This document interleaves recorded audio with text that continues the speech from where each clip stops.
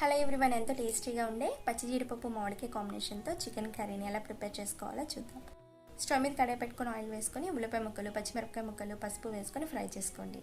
ఉల్లిపాయ ముక్కలు ఫ్రై చేసుకున్న తర్వాత చికెన్ యాడ్ చేసుకోవాలి. ఇందులోనే కరివేపాకు, అల్లం వెల్లుల్లి పేస్ట్ కూడా వేసుకొని ఒకసారి కలుపుకొని మూత పెట్టి 2 నిమిషాల పాటు కుక్ చేసుకోండి. 2 నిమిషాల తర్వాత జీడిపప్పుని యాడ్ చేసుకోవాలి. 1 నిమిషం పాటు మూత పెట్టి జీడిపప్పుని కూడా బాగా మగ్గించుకోండి. ఇప్పుడు ఇందులోకి కారం, ఉప్పుని యాడ్ చేసుకోవాలి. ముందుగా కట్ చేసి పెట్టుకున్న మామిడికాయ ముక్కను కూడా వేసుకొని 1 నిమిషం పాటు ఫ్రై చేసుకోండి. అలా ఫ్రై చేసుకున్న తర్వాత వాటర్ని యాడ్ చేసుకోవాలి. వాటర్ యాడ్ చేసుకొని మూత పెట్టి స్టవ్ మీడియం ఫ్లేమ్లో పెట్టుకొని కర్రీని దగ్గర పడేంత వరకు కుక్ చేసుకోండి.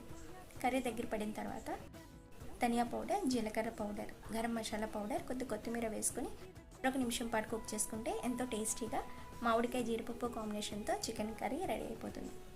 అంతేనండి, చాలా ఈజీగా చేసుకోవచ్చు, చాలా టేస్టీగా ఉంటుంది.